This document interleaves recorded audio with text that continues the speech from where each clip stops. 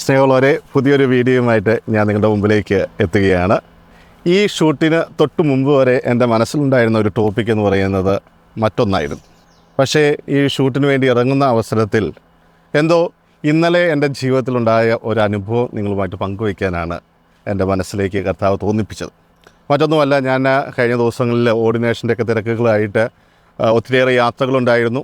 ആ യാത്രകൾക്ക് ശേഷം ഇന്നലെ പെരുവന്താനത്ത് ഒരു ഓർഡിനേഷന് പോയി തിരിച്ച് വന്നിറങ്ങുമ്പോൾ എനിക്ക് വണ്ടിയിൽ നിന്ന് ഇറങ്ങാൻ പറ്റുന്നില്ല. അത്രമാത്രം വേദനയോടുകൂടിയാണ് ഞാൻ ആ വണ്ടിയിൽ നിന്ന് ഇറങ്ങുന്നത്. കാരണം നടുവിന് വളരെ നീർക്കെട്ട് ആയിട്ട് എൻ്റെ കാലെല്ലാം മന്ത് പിടിച്ച പോലെ നീര് വെച്ച് വല്ലാത്തൊരവസ്ഥയിലായിരുന്നു. എനിക്കൊന്ന് നേരെ നിൽക്കാൻ പറ്റുന്നില്ല. കട്ടിൽ കിടന്നിട്ട് കട്ടിൽ നിന്ന് ഇറങ്ങേണ്ട ഒരു അവസ്ഥയിലേക്ക് വരെ എത്തിയൊരു സാഹചര്യം. വൈകുന്നേരം കുർബാന എൻ്റെ ടൈം ടേബിൾ അനുസരിച്ച് എൻ്റെ ആയിരുന്നു. പക്ഷേ എനിക്കൊട്ടും പറ്റാത്ത സാഹചര്യത്തിൽ ലാലു അച്ഛനോട് കുർബാന ചെല്ലാൻ പറഞ്ഞു. ആകെ എന്ത് ചെയ്യണമെന്നറിയാതെ നിൽക്കുമ്പോൾ പെട്ടെന്ന് തോമസ് അച്ഛൻ വഴി ഞാനൊരു വ്യക്തിയെ കാണാൻ പോയി. തിരുമാൻ വേണ്ടിയാണ് ആ വ്യക്തിയുടെ അടുക്കിലേക്ക് പോയത്. അപ്പോൾ ആ വ്യക്തിയുടെ ജീവിതാനുഭവം അവിടെ വെച്ച് കേട്ടപ്പോൾ എനിക്ക് തോന്നി, ഇന്ന് നിങ്ങളുമായിട്ട് പങ്കുവെക്കേണ്ടത് യഥാർത്ഥത്തിൽ ഈ ഒരു മനുഷ്യൻ്റെ കഥയാണ്.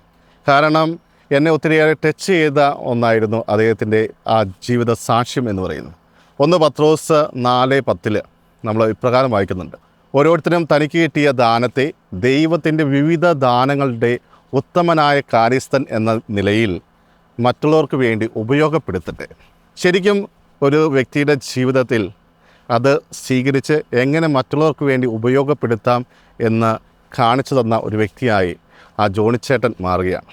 ആ ജോണി എന്ന് പറയുന്ന ആ ഒരു വൈദ്യൻ്റെ അടുത്തേക്ക് തോമസ് അച്ഛൻ കൊണ്ടുപോകുമ്പോൾ തന്നെ അച്ഛൻ ഒരുവിധം ഒരു ഐഡിയ എനിക്ക് പറഞ്ഞു തന്നിട്ടുണ്ടായിരുന്നു, എങ്ങനെയാണ് ആ വ്യക്തി ഈ ഒരു തിരുമലിലേക്ക് കടന്നു വന്നത്. പക്ഷേ എന്നെ തിരുമിക്കൊണ്ടിരിക്കുമ്പോൾ തന്നെ ആ വ്യക്തി എന്നോട് ഇങ്ങനെ സംസാരിക്കാൻ തുടങ്ങി.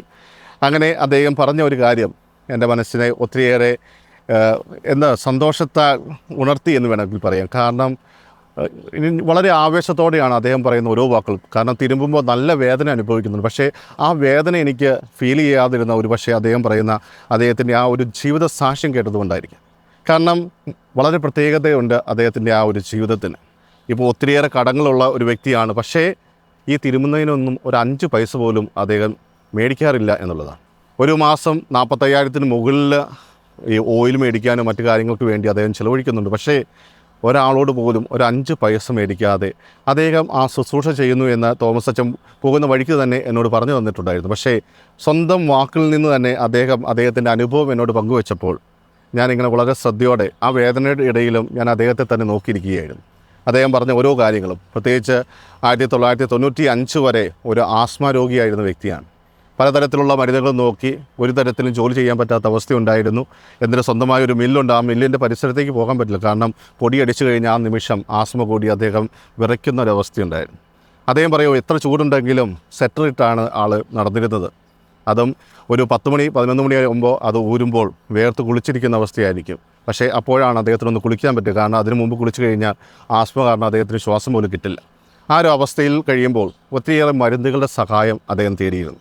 ഓരോ തവണയും ഈ മരുന്നുകളുടെ സഹായം തേടുമ്പോൾ അദ്ദേഹം ഇങ്ങനെ കർത്താവിൻ്റെ സന്നിധിയിൽ പ്രാർത്ഥിക്കുമായിരുന്നു. അങ്ങനെ ഡിവൈനിൽ ധ്യാനത്തിന് പോയപ്പോൾ അദ്ദേഹത്തിന് തോന്നിയ ഒരു കാര്യം അദ്ദേഹം എന്നോട് ഷെയർ ചെയ്തു. 3 ദിവസവും ഒരേപോലെ ഇരുന്ന് അദ്ദേഹം പ്രാർത്ഥിക്കുവാൻ തുടങ്ങി. ആ പ്രാർത്ഥിക്കുന്നതിൻ്റെ ഇടയിൽ അദ്ദേഹത്തിന് കിട്ടിയ ഒരു ബോധ്യമാണ്, ഈ മരുന്നോ ലേപനമോ ഒന്നും അല്ല എന്നെ സുഖപ്പെടുത്തുന്നത്, എൻ്റെ കർത്താവാണ് എന്നെ സുഖപ്പെടുത്തുന്നത്. അതുകൊണ്ട് ഇനി മുതൽ ഈ മരുന്നിൻ്റെ ആവശ്യം എനിക്കില്ല എന്ന് പറഞ്ഞുകൊണ്ട് അദ്ദേഹം ആ മരുന്ന് ഉപേക്ഷിച്ചു. അദ്ദേഹം തന്നെ എന്നോട് പറയുകയുണ്ടായ ഒരു കാര്യം ഇതാണ്. അത് കണ്ടപ്പോൾ വീട്ടുകാരും അതുപോലെ അദ്ദേഹത്തെ അറിയുന്ന എല്ലാവരും ഇവന് ഭ്രാന്താണ് എന്ന് പറഞ്ഞു. 1 വർഷക്കാലം വീണ്ടും ആസ്മയുമായിട്ട് മല്ലടിച്ചിരുന്ന ആ വ്യക്തി പിന്നീട് മറ്റൊരു ധ്യാനത്തിൽ 3-ാമത്തെ ദിവസത്തിൽ അദ്ദേഹത്തിൻ്റെ ജീവിതത്തിൽ അത്ഭുതകരമായ ഒരു സൗഖ്യം അദ്ദേഹം നേടിയെടുത്തു.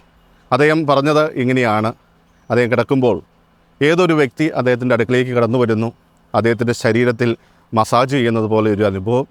മാത്രമല്ല ഈ കഫക്കെട്ടും ഇതൊക്കെ ആയിട്ട് ഇങ്ങനെ ആസ്മയിൽ വലയുന്ന ആ വ്യക്തിയുടെ ശരീരത്തിൽ ഒരു ഐസ് കെട്ട് കൊണ്ടുവച്ച ഒരു പ്രതീതി അദ്ദേഹം അനുഭവിക്കുകയാണ്. അതിനുശേഷം അദ്ദേഹത്തിൻ്റെ കഫവും എല്ലാം പറഞ്ഞു പോകുന്നു. അവസാനം അദ്ദേഹത്തിന് സൗഖ്യം ലഭിച്ചു. അദ്ദേഹം പറഞ്ഞ ആ ഒരു ജീവിതാനുഭവം. അതിനുശേഷം എങ്ങനെയോ ആളുകൾ അദ്ദേഹത്തിൻ്റെ അടുക്കൽ തിരുമുവാൻ വേണ്ടി വന്നു തുടങ്ങി. ആ സമയത്തൊക്കെ അദ്ദേഹത്തിലൂടെ ദൈവം അത്ഭുതകരമായിട്ട് ആളുകളെ സുഖപ്പെടുത്തുകയാണ്. ഇന്നലെ അത് ഞാൻ നേരിട്ട് അനുഭവിച്ച ഒരു കാര്യമാണ്. കാരണം ഈ കട്ടിൽ നിന്ന് പോലും ഒന്ന് നിവരാൻ സാധിക്കാതെ, ഒന്ന് നടക്കാൻ സാധിക്കാത്ത ഒരു വ്യക്തി എന്ന നിലയിൽ ഞാൻ അവിടെ ചെല്ലുമ്പോൾ അദ്ദേഹം ഇത് പറഞ്ഞ് അദ്ദേഹം ഈ ഒരു പ്രോസസ്സിലൂടെ എന്നെ കടത്തിവിട്ടപ്പോൾ പ്രിയമുള്ളവരെ, എനിക്ക് വളരെ നല്ല രീതിയിൽ തന്നെ അവിടെ നിന്ന് നടന്നു വരാൻ സാധിച്ചു. എൻ്റെ കാലുകളിലെ നീരുകളൊക്കെ കുറഞ്ഞു തുടങ്ങി. നീരുണ്ട് എങ്കിൽ പോലും ഒത്തിരിയേറെ വ്യത്യാസം എനിക്കിപ്പോൾ അനുഭവിക്കാൻ സാധിക്കുന്നുണ്ട്. അപ്പോൾ അതെല്ലാം അദ്ദേഹം കൂട്ടിച്ചേർത്ത ഒരു കാര്യമുണ്ട്. ഞാൻ പകൽ സമയങ്ങളിൽ തിരുമാറില്ല. കാരണം പകൽ സമയത്ത് ഞാൻ തിരുമുകയാണെങ്കിൽ ഞാൻ ആളുകളിൽ നിന്നും പൈസ മേടിക്കണം. കാരണം അതിൻ്റെ കുടുംബത്തെ നോക്കാനും മറ്റ് ചിലവുകൾക്കുമായിട്ട് തീർച്ചയായും എനിക്ക് പൈസയുടെ ആവശ്യമുണ്ട്. അദ്ദേഹം അതിന് കണ്ടെത്തിയൊരു മാർഗം, തൻ്റെ മില്ലിൽ രാവിലെ തൊട്ട് വൈകുന്നേരം 5:30 വരെ അദ്ദേഹം പണിയെടുക്കും.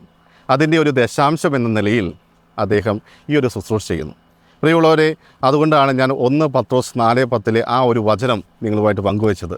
ഞാൻ ഓർക്കുകയാണ്, ഈ വ്യക്തിയുമായിട്ട് ബന്ധപ്പെട്ട് എന്ത് വചനമാണ് കർത്താവ് തരുന്നത്. അപ്പം ഞാൻ രാവിലെ ഇങ്ങനെ ഷൂട്ടുണ്ട് എന്ന് പറഞ്ഞപ്പോൾ, ഇന്ന് വെള്ളിയാഴ്ചയാണ്, സാധാരണ വെള്ളിയാഴ്ച 4 മണിക്കാണ് നമ്മുടെ വീഡിയോ വരുന്നത്. അതുവരെ ഒന്നും ഷൂട്ട് ചെയ്യാൻ സാധിച്ചിട്ടില്ല. ഇന്നലെ വിളിച്ചപ്പോൾ എനിക്ക് നടുവയ്യാത്ത അവസ്ഥയിൽ പറ്റില്ല എന്ന് പറഞ്ഞതാണ്. പക്ഷേ ഈ ഒരു അവസരത്തിൽ ഞാൻ ഈ ഒരു വീഡിയോയ്ക്ക് തയ്യാറായതും ഇദ്ദേഹത്തിൻ്റെ അനുഭവം പങ്കുവെക്കണമെന്ന് എൻ്റെ മനസ്സ് അതിയായ ഒരു ആഗ്രഹം വന്നു തുടങ്ങിയതുകൊണ്ടാണ്.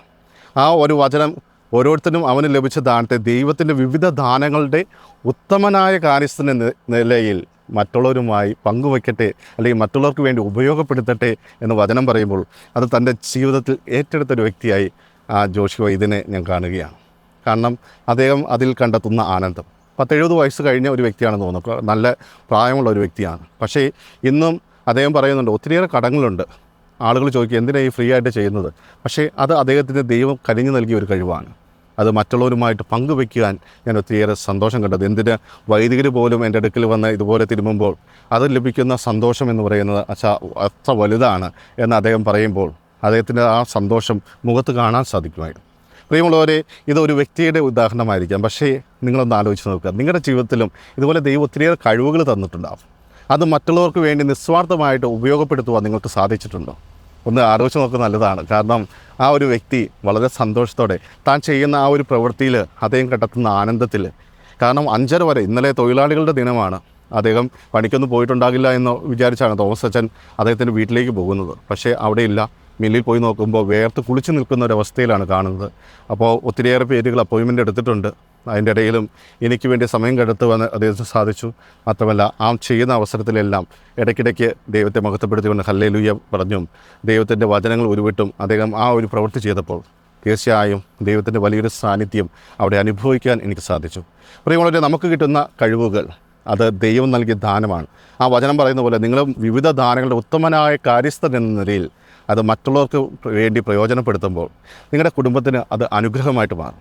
അദ്ദേഹത്തിന് ഒത്തിരിയേറെ കടങ്ങളുണ്ട്. പക്ഷേ ഇത് ഉപയോഗപ്പെടുത്തി ആ കടം വീട്ടാനല്ല അദ്ദേഹം പരിശ്രമിച്ചത്, മറിച്ച് ദൈവം നൽകിയ ദാനം അത് മറ്റുള്ളവരുമായി പങ്കുവയ്ക്കുവാനാണ്.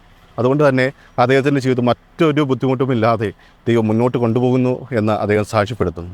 ദൈവമുള്ളവരെ, അതുപോലെ ഒരു സാക്ഷ്യമായിട്ട് മാറുവാൻ നമുക്ക് സാധിക്കും. കാരണം ആ വ്യക്തിയെ ഞാൻ ആദ്യമായിട്ടാണ് പരിചയപ്പെടുന്നത്. അല്പസമയം മാത്രമാണ് ആ വ്യക്തിയുടെ കൂടെ ഉണ്ടായത്. പക്ഷേ എന്തോ ഇപ്പോഴും ആ മനസ്സിൽ വലിയൊരു ആനന്ദം എനിക്ക് ആ വ്യക്തിയിലൂടെ ലഭിക്കുന്നുണ്ട്. എല്ലാ ദിവസവും കാരിസ്മയിൽ വൈകുന്നേരങ്ങളിൽ 9 തൊട്ട് 10 വരെ വന്ന് ആരാധനയിലൊക്കെ ഇരിക്കുന്നൊരു വ്യക്തിയാണ്. അതിൻ്റെ ഒരു കൃപയാണ് ആ ശുശ്രൂഷയിലൂടെ മറ്റുള്ളവർക്ക് ലഭിക്കുന്നത്. തീർച്ചയായും ഇതുപോലെ മറ്റുള്ളവർക്ക് സാക്ഷ്യമായിട്ട് മാറുവാനും മറ്റുള്ളവരുടെ ജീവിതത്തിൽ നമ്മളെ കൊണ്ടാവുന്ന വിധത്തിൽ എന്തെങ്കിലുമൊക്കെ ചെയ്തു കൊടുക്കുവാനും പരിശ്രമിക്കുക. അപ്പോൾ തീർച്ചയായും നിങ്ങളുടെ ജീവിതത്തിലും ദൈവം ഒത്തിരിയേറെ അനുഗ്രഹങ്ങൾ നൽകിക്കൊണ്ടിരിക്കും. മാത്രമല്ല നിങ്ങളെ മുന്നോട്ട് നയിക്കുവാൻ ദൈവത്തിന് സന്തോഷമായിരിക്കും. ആ ഒരു കൃപയ്ക്ക് വേണ്ടി നമുക്ക് കർത്താവിൻ്റെ സന്നിധിയിൽ നിരന്തരം പ്രാർത്ഥിക്കാം. കർത്താവെ, എനിക്ക് നൽകുന്ന കഴിവുകൾ മറ്റുള്ളവർക്ക് വേണ്ടി ഉപയോഗപ്പെടുത്തുവാൻ ഞങ്ങളെ സഹായിക്കണമെന്ന് നമുക്ക് ആത്മാർത്ഥമായിട്ട് പ്രാർത്ഥിക്കാം. അപ്പോൾ പുതിയൊരു വീഡിയോയുമായിട്ട് ഞാൻ വീണ്ടും നിങ്ങളുടെ മുമ്പിലെത്തും. അതുവരെ നമുക്ക് ക്ഷമയോടെ കാത്തിരിക്കാം.